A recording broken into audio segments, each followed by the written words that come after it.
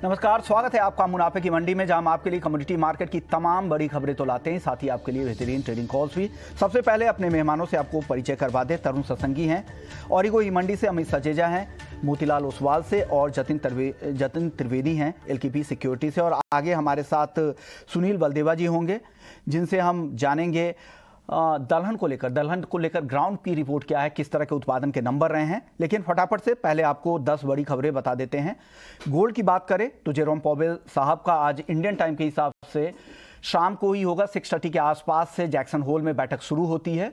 बैठक आज दूसरा दिन है, कल तक ये बैठक चलने वाली है। पॉवेल साहब का भाषण आज है, किस तरह की कमेंट्री आती है ब्याज दरों को लेकर, उसका इंतजार पूरा ही बुलियन मार्केट कर रहा है। तो आज एक सुस्त कारोबार गोल्ड में देखने को मिल रहा है। चांदी भी दायरे में ही है, 55,500 के आसपास, हालांकि अभी भी चांदी टिकी हुई है। क्रूड सप्लाई की चिंता से क्रूड कीमतों को सपोर्ट मिल रहा है। ब्रेंट $100 के ऊपरी स्तरों पर अभी बना हुआ है। नेचुरल गैस ग्लोबल प्राइस बढ़ने का असर यहां भी दिख रहा है। नेचुरल गैस MCX पर आज 760 रुपए के ऊपर कारोबार कर रहा है। कॉपर इक्विटी मार्केट में तेजी का सपोर्ट मिल रहा है। कॉपर कीमतों को 680 रुपए के ऊपर अब MCX पर कारोबार कर रहा है। एग्री मार्केट में मेंथा, जहां पर सिंथेटिक सप्लाई ज्यादा है, MCX पर मेंथा ऑयल का भाव 970 रुपए के आसपास कारोबार हो रहा है। कॉटन, भारत में बेहतर बुआई है। बुआई के जो नंबर आ रहे हैं वो पिछले साल के मुकाबले अच्छे हैं। 38,600 के आसपास कॉटन का अक्टूबर का कॉन्ट्रैक्ट, जो नए सीजन का कॉन्ट्रैक्ट है, वो ट्रेड कर रहा है। हालांकि कॉटन को लेकर आज एक अहम बैठक है। ET Now स्वदेश की एक्सक्लूसिव खबर है कि सेबी की आज अहम बैठक है। कॉटन फ्यूचर्स को लेकर कुछ बड़े बदलाव वहां पर होने की संभावना जताई जा रही है। हल्दी, कम बुआई से कीमतों को सपोर्ट है, 7,250 रुपए के करीब है। जीरा, कम सप्लाई, 25,500 के करीब, अभी भी रिकॉर्ड स्तरों के बेहद करीब। धनिया मांग कम, 11,300 रुपए के नीचे NCDX पर धनिया का वायदा ट्रेड कर रहा है। चलिए एक और अहम खबर आपको दे दूं गोल्ड बॉन्ड को लेकर। जो भी गोल्ड के निवेशक है या गोल्ड में निवेश करना चाहते हैं, उनके लिए सबसे बेहतर विकल्प यही है, जैसा एक्सपर्ट्स बताते हैं। गोल्ड बॉन्ड आज से बंद होगा।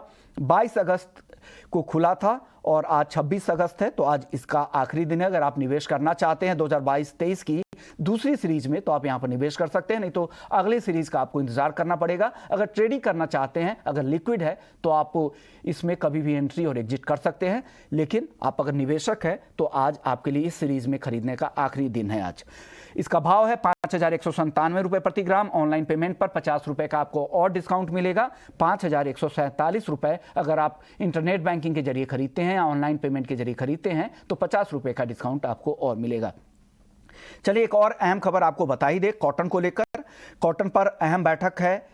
कॉटन वायदा को लेकर सेबी ने यह बैठक बुलाई है, जहां पर इन पार्टिसिपेंट्स है, एक्सपर्ट्स है, इंडस्ट्री के कई लोग शामिल होंगे। वायदा में एक बड़े बदलाव की तैयारी यहां पर हो रही है। तो एक एक्सक्लूसिव खबर है, क्या डिटेल्स इस बैठक से निकल कर आते हैं। फिर इंडस्ट्री सोर्सेस ने से बात हुई थी, उन लोगों से ही पता चला है कि कॉटन वायदा को लेकर सेबी की आज अहम बैठक है।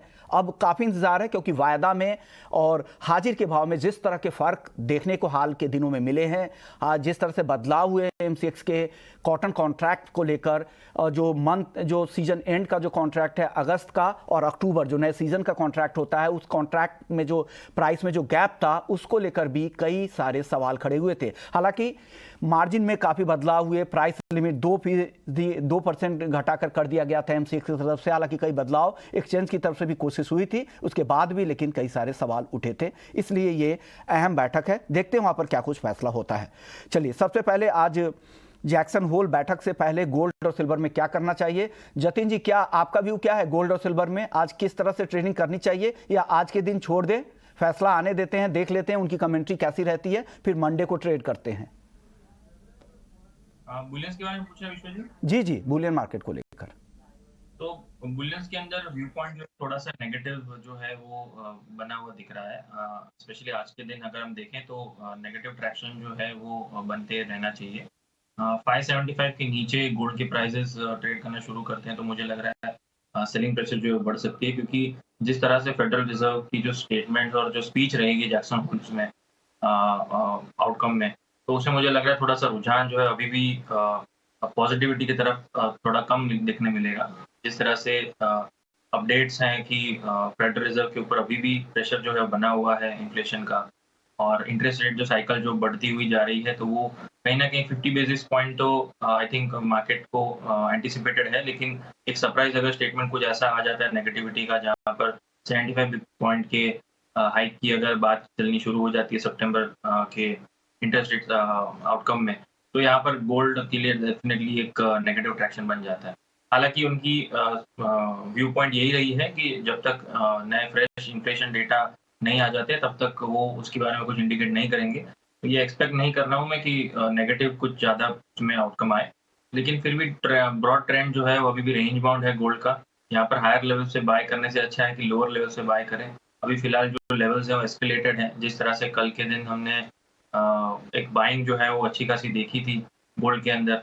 तो मुझे लग रहा है कि ट्रेडिंग पर्पज़ से थोड़ा-सा यहाँ पे मुनाफ़ा वसूली जो है वो कंटिन्यूड रहेगी। नीचे में 51,400, 51,350 के आस-पास जो है वो लेवल्स टेस्ट करने पहले जा सकते हैं।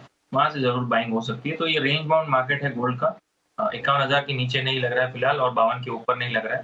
तो इस रेंज को प्ले करें। लोअर लेवल से बाय करने की सलाह रहेगी, लेकिन करंट मार्केट प्राइस से अवॉइड करें। 51,575 के नीचे शॉर्ट करना है, 51,700 के स्टॉप लॉस के साथ, और लोअर लेवल्स पे 51,400, 51,350 के टारगेट्स के लिए शॉर्ट करने की सलाह रहेगी मेरी गोल्ड के अंदर। ओके, जी। अब आपकी राय क्या होगी तरुण जी? क्या लग रहा है जैक्सन होल की कमेंट्री कितना अहम है बुलियन मार्केट के लिए, और आगे किस तरह की चाल दिख सकती है बुलियन मार्केट में? Hi, good morning Vishuman ji. Good morning. सी दायरे का कारोबार है, हमें ऐसा लगता है, जैसे कि अभी मेरे कलीग ने भी कहा, सी 1735 काफी अच्छा सपोर्ट है गोल्ड का। वहीं से हमने लास्ट 3 डेज के अंदर रिकवरी देखी है। जब तक 1735 कॉमेक्स में ब्रेक नहीं करेगा, 50,950 डोमेस्टिक मार्केट में ब्रेक नहीं करेगा, अंडरटोन साइडवेज टू पॉजिटिव रह सकती है, बट रेंज रहेगा 51 से 52,500 द डोमेस्टिक फोर्सेस। एंड अगर मैं यूएस की बात करता हूं तो 1735 से 1800 रहेगा। जिस तरीके से गोल्ड नेगेटिवली कोरिलेटेड है यूएस डॉलर इंडेक्स से, और डॉलर इंडेक्स में फर्दर हमने रैली आते हुए देखा है।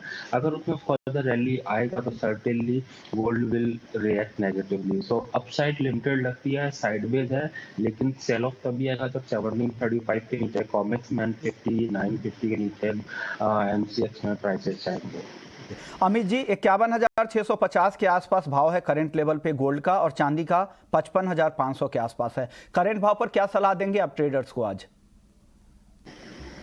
जी नमस्कार विश्वमोहन जी। नमस्कार सर। देखिए, कोई भी की इवेंट जब होता है यूएस में, चाहे वो नॉन फार्म पेरोल डेटा हो या फिर जैक्सन होल मीटिंग या फेड मीटिंग की जो नॉर्मल होती है बाय मंथली मीटिंग्स, उसके पहले हम देखते हैं कि जनरल टेंडेंसी गोल्ड और सिल्वर की करेक्शन की रहती है इवेंट के जस्ट पहले।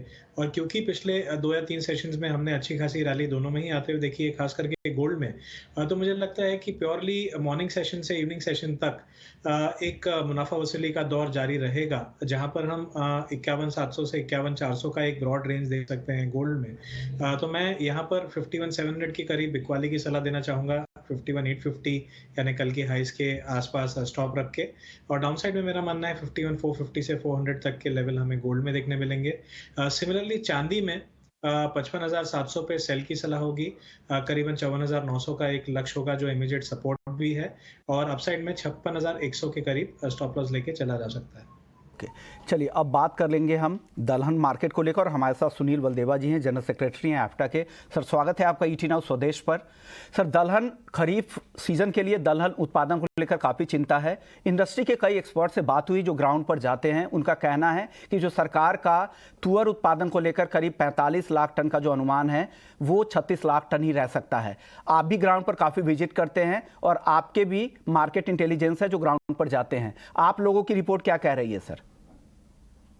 जी विश्वमोहन जी, जहां तक उड़द और तुअर की बात करूं तो तुअर जो है वो पिछले साल भी कम हुई थी, और सरकार के आंकड़ों से इंडस्ट्री जो सहमत नहीं थी। और इससे हमारा हमारा इंडस्ट्री का जो अनुमान है वो इसलिए भी प्रूव होता है क्योंकि सरकार जो है एमएसपी पे तुअर की खरीदी नहीं कर पाई थी, बहुत कम कर पाई थी।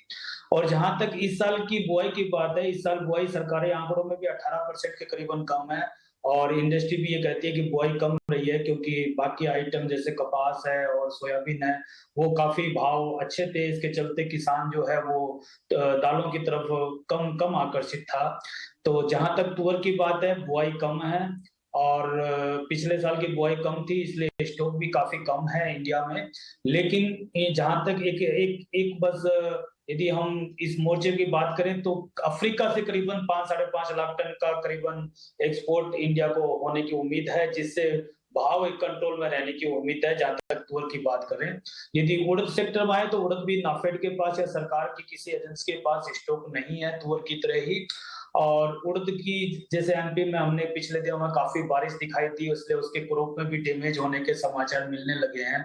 यदि ये क्रॉप बारिश ऐसे ही रहती है और क्रॉप डैमेज होते हैं या एमपी में और महाराष्ट्र में, तो एक ये बहुत चिंताजनक बात रहेगी। नहीं तो आने वाले सीजन में उड़दा की क्रॉप बुआई भी लगभग पिछले साल जितनी ही है, तो एक इसमें भी भाव में रिलैक्स दिखाई दे सकता है। लेकिन इसमें आशंका ये जताई जा रही है कि बारिश सितंबर में यदि लगातार रहती है तो उड़दा की तरफ भी हमें थोड़ा चिंताजनक रहेगा। तो केवल 2 दालें हैं जिसमें हमें सप्लाई की तरफ चिंता है, बाकी दालों में हमें भाव को लेके चिंता है, सप्लाई को लेकर चिंता नहीं है। जैसे मैं चने की बात करूं तो चना आज नाफेड के पास करीबन 28-29 लाख टन चना का स्टॉक है। नाफेड का माल 4400-4500 भी बिकने में मुश्किल आ रही है। तो एक यदि इस तरह से बात करें तो हम अगले सीजन में यदि नवंबर दिसंबर में जब चने की बिजाई की बात होगी तो हमें काफी चैलेंज लेना पड़ेगा, काफी चैलेंज का फेस करना पड़ेगा, क्योंकि किसान इस भाव की तरफ आकर्षित नहीं होगा। वो गेहूं, क्योंकि गेहूं के भाव इस बार बहुत ऊपर है और इंटरनेशनल मार्केट में भी ऊपर है। गेहूं एक्सपोर्ट भी अच्छा हुआ है। गेहूं के भाव इतने ज्यादा थे कि सरकार को आटा और गेहूं का एक्सपोर्ट को बैन करना पड़ा। तो गेहूं किसान जो है वो गेहूं की तरफ आकर्षित होगा, न कि चना और मसूर की तरफ। जहां तक मसूर की बात करें, इंटरनेशनल फसल बहुत अच्छी है, कनाडा में बहुत अच्छी है, ऑस्ट्रेलिया में पिछले साल का माल भी बहुत अच्छा है। भाव भी काफी नीचे आ चुके हैं, करीबन $950 वाले भाव आज $700 से नीचे आ चुके हैं। तो आज यदि इसकी बात करें तो ये भी एमएसपी के आसपास है। मूंग की बिजाई संतोषजनक है, मूंग की फसल भी संतोषजनक है। मैं बहुत अच्छी नहीं कहूंगा, लेकिन कुल मिला के संतोषजनक रहेगी। और मूंग का स्टॉक भी सरकार के पास है, तो मूंग के मोर्चे में भी हम रिलैक्स की स्थिति में है। तो 5 में से 3 जो मेन 5 दालें होती है जिसका पोर्शन करीबन 80% है, उसमें से हम करीबन 3 दालों में जिसका पोर्शन करीबन टोटल यदि प्रोडक्शन का देखें तो 60-65% प्रोडक्शन जो है वो चना, मूंग और मसूर का होता है। उसमें हम काफी अच्छी स्थिति में है। हाँ, मूंग और उड़द और तुअर में जरूर थोड़ी चिंताजनक बात रहेगी, लेकिन फिर भी भाव को बहुत ज्यादा बढ़ने की उम्मीद मुझे नहीं लगती है। जी यानी विश्वमान जो चिंता सिर्फ तुअर और उड़द को लेके है, और लेकिन बाकी जो दालों की सप्लाई है, जो मसूर और चना है या फिर मूंग है, वहाँ से भरपाई हो जाएगी, क्योंकि चना के दाम का एमएसपी से काफ़ी नीचे हैं। और जैसा ये कह भी रहे थे, नाफेड के पास 28-29 लाख टन चने का स्टॉक है। और सर, ऐसे में अब इंपोर्ट की बात कर लेते हैं। हालांकि कोटा के तहत, सालाना कोटा के तहत म्यांमार और कुछ ईस्ट अफ्रीकी देशों के साथ चल भी रहा है, वो इंपोर्ट चल ही रहा है तुअर और मसूर का। लेकिन आपको लग रहा है कि अब मसूर का इंपोर्ट कनाडा से करने की जरूरत है, या फिर येलो पीज या पीले मटर के इंपोर्ट को खोलने की जरूरत है? जहां तक तुअर की बात करें तो म्यांमार से तो 1 लाख टन का सरकार का एमओयू है, लेकिन 1 लाख टन से ज्यादा आ चुकी है। म्यांमार में इंटरनेट भाव की बात करें तो तुअर के भाव $900 के करीबन है, जिसको आज यदि हम मंगाते हैं तो 74 के आसपास आके गिरती है। कॉस्टिंग उसके बोर्ड पे पड़ती है, जबकि भाव 70-71 के हैं आज। तो आज हमारे यहाँ भाव इंटरनेशनल मार्केट से तुअर के नीचे हैं। अफ्रीका की बात करें तो हाँ, अफ्रीका में इंडिया के लिए एक अच्छी संभावना है इंपोर्ट करने की। और यदि हम अफ्रीका से इंपोर्ट करते हैं और सरकार जो है जैसे मसूर खरीदी करी थी वैसे ही उसका स्टॉक यदि रखती है, तो ये अपनी विभिन्न योजनाओं के तहत तुअर को नीचे भाव में दे सकती है, क्योंकि वो तुअर जो है वो करीबन 55-56 रुपए की कॉस्टिंग है, और 55-56 रुपए की दाल जो है वो 80-85 रुपए करीबन पड़ेगी। तो वो एक गरीब तबके को है, वो यदि उसको सरकार कुछ हेल्प करना चाहती है तो वो हो सकता है। हाँ, जहाँ तक आपने मसूर का पूछा, मसूर इंपोर्ट होगी क्योंकि मसूर हमारे यहाँ देश में देसी मसूर काफी ऊपर है। जहाँ अभी आपने देखा होगा कि देसी मसूर केवल 400 रुपए टूटी है, जबकि इंपोर्टेड मसूर जो है करीबन 1000 रुपए टूट गई है। इसका कारण एक ही है कि कनाडा और ऑस्ट्रेलिया में फसल अच्छी है, स्टॉक अच्छा है, वहां की आने की संभावना अच्छी है, इसलिए टूटी है।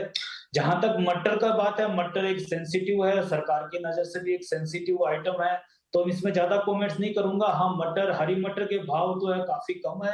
सफेद मटर जरूर 5000 से ऊपर चल रही है, तो सरकार इसको कोटा देती है या नहीं देती है, इसको एक देखने की बात होगी। इस पे ज्यादा कमेंट इसलिए नहीं कर पाएंगे क्योंकि सरकार ने इसको पाम ऑयल समझ के थ्रेट समझ के नहीं, ट्रीट करके इसको कई सालों से बैन किया हुआ है। और हमने देखा कि अंतर्राष्ट्रीय प्रेशर के सामने भी सरकार नहीं झुकी थी और उसको खोलने के बारे में कोई डिसीजन नहीं लिया था। चने के भाव चूंकि काफी कम है, इसलिए सरकार क्या डिसीजन लेती है ये हमें देखना होगा। ओके, क्योंकि चने की सप्लाई भी काफ़ी ज़्यादा है, भाव भी कम है, तो अगर वो अगर मटर की इंपोर्ट बढ़ने पर डेफिनेटली यहाँ पर चने पर प्रेशर और बढ़ सकता है। लेकिन बाकी दालों पर जैसा आपने कहा कि दिक्कतें नहीं है, जो मसूर है या मूंग हो, दिक्कत उड़द और तुअर को लेकर है। लेकिन इंपोर्ट कई देशों के साथ, म्यांमार से लेकर कुछ अफ्रीकी देशों के साथ जो इंपोर्ट करार है, उससे कोटा के जरिए भी आना बाकी है अभी कुछ दालें, और बाकी दालों से इसकी भरपाई होगी। और जो घरेलू जो सप्लाई है चने की या बाकी दालों की, उससे भी भरपाई हो सकती है, इसलिए बहुत ज़्यादा चिंता की बात नहीं है। और जिस तरह से उत्पादन भी पिछले 5-6 सालों में बढ़े हैं, दुनिया में सबसे बड़े हम उत्पादक भी है, सबसे बड़े कंज्यूमर भी है, और करीब करीब दुनिया के कुल उत्पादन का 25% दलहन भारत में ही उत्पादन होता है। ये एक अच्छी खबर है। और हम करीब करीब आत्मनिर्भर है, क्योंकि 27% ग्लोबल खपत का हिंदुस्तान खपत करता है और 25% हम खुद ही उत्पादन कर लेते हैं। लेकिन सब डिमांड सप्लाई में इम्बैलेंस जब आता है, तब हमें इंपोर्ट पर जरूरत पड़ती है। शुक्रिया बलदेवा सर, आपने वक्त निकाला हमारे लिए और पूरा डिटेल ग्राउंड पर समझाया कि क्या स्थिति है अभी। चलिए आगे बढ़ते हैं और वायदा बाजार की ओर वापस लौटते हैं। गोल्ड सिल्वर की बात हमने कर ली थी, तीनों मेहमान हमारे साथ बने हैं। अब कच्चे तेल की बात कर लेते हैं। तरुण जी, कच्चे तेल में क्या लग रहा है? दोनों तरफ की खबरें हैं। एक तरफ न्यूक्लियर डील को लेकर ईरान के साथ जो बातचीत है, यूरोपियन यूनियन की तरफ से कोई दिक्कत नहीं, लेकिन यूएस जो एडिशनल कुछ जो राहत है वो देने के लिए तैयार नहीं है, लेकिन स्लो प्रोग्रेस है। और दूसरी तरफ रूस एशियंस बायर को 30% तक डिस्काउंट देने के लिए तैयार है और लॉन्ग टर्म करार भी करना चाहता है। ऐसे में किस तरफ मार्केट आपको जाता हुआ दिख रहा है क्रूड का? आई थिंक रिसेंटली हमने काफी अच्छा करेक्शन देखा है और वी बिलीव, आई थिंक ये जो रिकवरी रिसेंटली आई है वो रिलीफ रैली है। जब तक नाइमेक्स में $100 के ऊपर ऑयल के प्राइस नहीं जाएंगे, बायर्स डाउन साइड टिल्टेड रहेगा। अभी हमने रिसेंटली 86 से $95 का रैली आते हुए देखा है। हमें लगता है ये करंट प्राइस के आसपास से वंस अगेन सेलिंग प्रेशर आना चाहिए एंड प्राइसेस ग्रेजुअली $80 के आसपास आएंगे।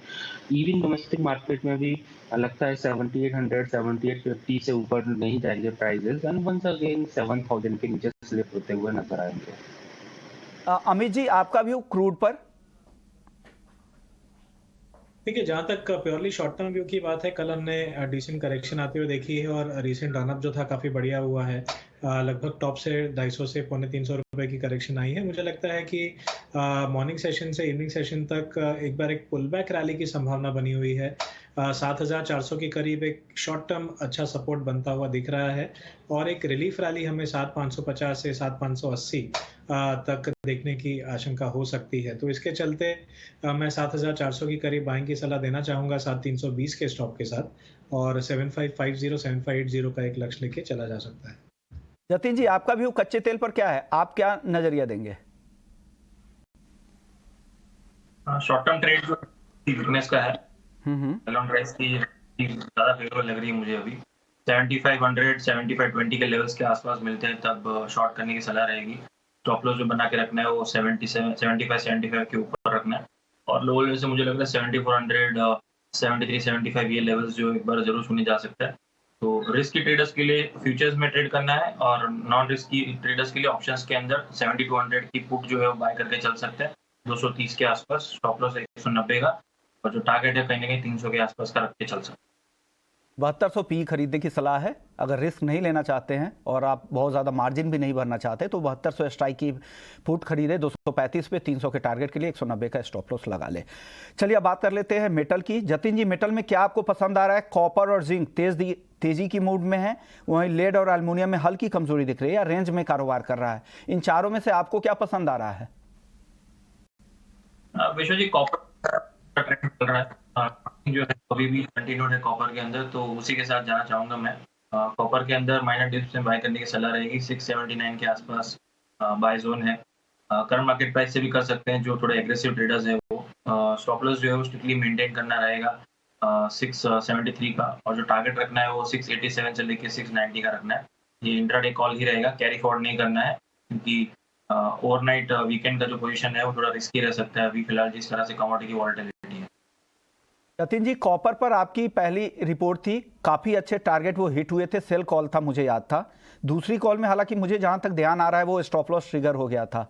क्या मैं सही हूं? और नई स्ट्रेटजी आप क्या बता रहे हैं कॉपर में आज? कॉपर मूवमेंट की अच्छी फिलहाल अभी बढ़त करने देखने मिल रहा है, बट हायर लेवल से फिर से विश्वमोहन जी वहाँ पर रेजिस्टेंस जो है वो प्लेस रहेगा। 700 720 जो है वो मेजर रेजिस्टेंस है कॉपर के लिए। 600 के लेवल्स जो हमने छू कर देखे थे वो अच्छे खासे वहाँ से बाउंस बैक दे रहा है, लेकिन हायर लेवल्स पे जहाँ पर मेन जो सप्लाई है वो अराउंड अबाउट 700 720 के जोन्स के पास है। तो जब तक वो लेवल्स के पास प्राइसेस जाते नहीं है तब तक बड़ी सेलिंग जो है वो वहाँ से उसके पहले देखने ना मिले। तो इसके लिए अभी फिलहाल जो है बाइंग का रुझान बन रहा है कॉपर में। जैसे ही 700 720 के आसपास के लेवल्स आना शुरू हो जाएंगे, मार्केट के अंदर एक पैनिक जो है वो जरूर देखने मिलेगा बेस मेटल्स के अंदर ओवरऑल जो है वो। तरुण जी, आप भी पोजिशनली काफी बेरिश थे, आपको भी लग रहा था काफी नीचे आएगा, अब क्या लग रहा है? आपकी नई रिपोर्ट, नई पोजिशनल कॉल क्या है कॉपर पर? I think wait and watch रहना चाहिए अगर हम मीडियम टर्म टारगेट की बात करते हैं, क्योंकि अभी जो रैली आया है वो चाइना में स्टिमुलस होप को लेकर आया हुआ है, क्योंकि इकोनॉमिक कंडीशन चाइना की 1.5 ईयर से परफॉर्म नहीं कर रही है। बट देखा जाए डिमांड साइड तो आई थिंक काफी सबड्यूड बिनाइन डिमांड है बेस मेटल कॉम्प्लेक्स की।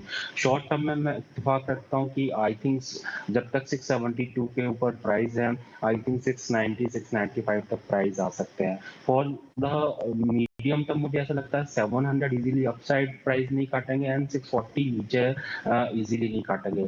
सो अगर 15 दिन का आउटलुक लेना तो आई थिंक 640 से 700 is the range in which price activity will होगा। वेयर 650 या उसके आसपास आता है तो वन कैन बाय, इवन 700 के आसपास आता है तो one can go for a cell.